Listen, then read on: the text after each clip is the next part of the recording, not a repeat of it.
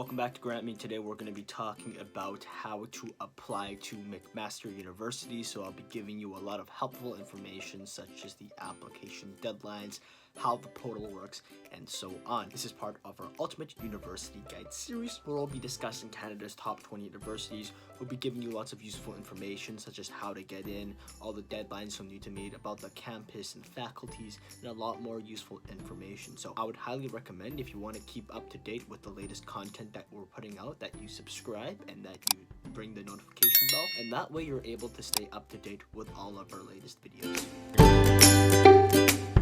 Well, let's talk about what McMaster is first. So a fun fact about McMaster University is that it is one of only 4 Canadian universities that's ranked within the top 80 in the world by the major global ranking system. And as well, it's home to over 70 different research institutes, and they have more than 31,000 students attending this prestigious school. McMaster usually prides itself on being a hub of innovation, discovery, and growth. And if you are ready to apply to McMaster, please obviously watch this video in its entirety, or if you are confused about the process, also give this video a watch, because we will be discussing kind of step by step how you're going to be applying for this university.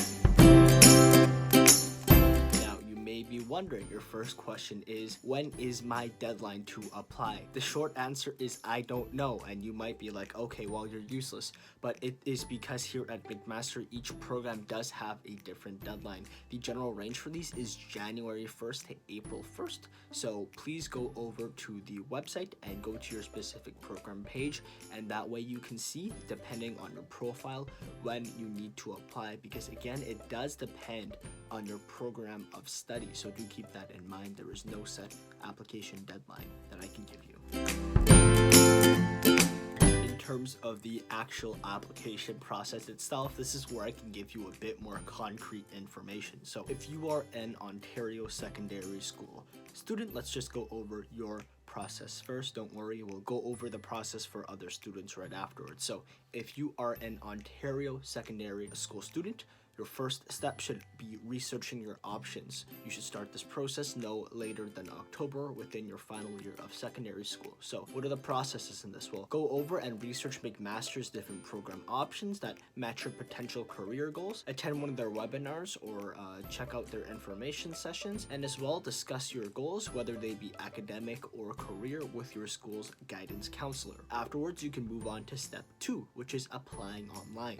And you can apply online at the Ontario University Application Center, or OUAC website. You should apply before the recommended deadline, which is January 13th generally, to ensure your application is processed without any delays. You also have to make sure that you submit a supplementary application. Whether or not you have a supplementary application depends on your program of study, so please go check your program page, as I said earlier, make sure that you don't or do have one. And if you are required to submit an English language proficiency test because you have not been coming here, or you have not been attending a school that teaches in English for 4 years or longer, then you should upload it on your application portal before April 1st, 2022. And if you are confused about how the English language requirement works, please go over to our previous video on McMaster where I talked about this in a bit more in depth about the requirements needed. And then afterwards you've applied online, you can just move on to step 3. This is your post-application process. You just make sure you stay informed. The portal that McMaster uses is called the Mosaic Applicant Portal, so check it from time to time, because they will post specific updates to your file, or go over to the Future Students website as well for general updates on kind of where the applications are going. For those who are not attending secondary school in Ontario, we'll go over your steps now. So it's quite similar in many senses. So step 1, research your options, explore your goals, whether that be academic or career, research the McMaster's program options that match your goals that you've just set, and finally, explore the campus through the very helpful virtual tour that McMaster has available for you. Once you've gotten your research done, we can move on to step 2, which is the exact same as the Ontario one. It is applying online. This will again be done through the Ontario University's Application Center website, or OUAC. This is the website that's used for every university within Ontario basically, and you can choose from the list of open programs that they have there. You may need to submit an application based on where you are applying for and the program that you you are applying for, and also ensure that you have a supplementary application completed if required. Afterwards, please stay informed and check the Mosaic applicant portal for specific updates, and again, go to the Future Students website for general updates on the process of everyone's applications. In terms of tuition, the average cost of a degree for a Canadian student is between $6,042 to $9,357, and the cost for international students usually ranges from $37,236 to $47,214. And McMaster's University does offer multiple scholarships every year, so do not worry. With these scholarships, there is a pretty great variety that is exclusively offered for first-year students. You can apply for these scholarships after you submit your application through your MAC ID, which is the identification given to you after your application is submitted.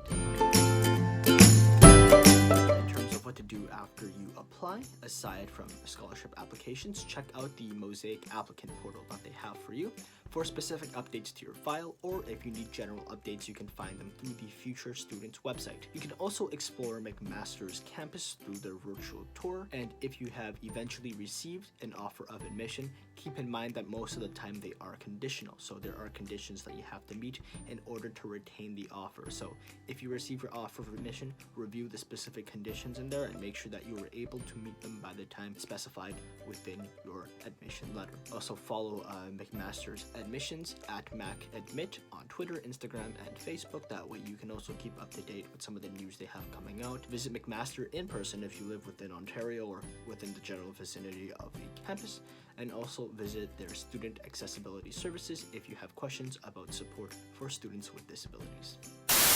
That is basically everything I needed to cover in today's video, and if you have any concerns or are very nervous about applying for post-secondary or your scholarships, consider using GrantMe, because they have mentorship, they have webinars available, they have various different scholarship matching apps that will help you. They have a winning essay repository, and as well essay editing that just really helps your application stand above the rest as a previous student. So having these resources was able to help me get into my top schools and get the funding I needed for post-secondary. So if this is something that you're really concerned about, I would personally highly recommend that you consider just checking out the services that GrantMe has to offer. There should be a link in the description, and as well there is a helpful eligibility quiz for you to check out, and this basically just gauges chances of you getting into your top universities kind of based off the various grades and extracurricular involvements you have. So very helpful tool there to help you out. Basically that's all for today, so thanks for watching, and I'll see you in the next video.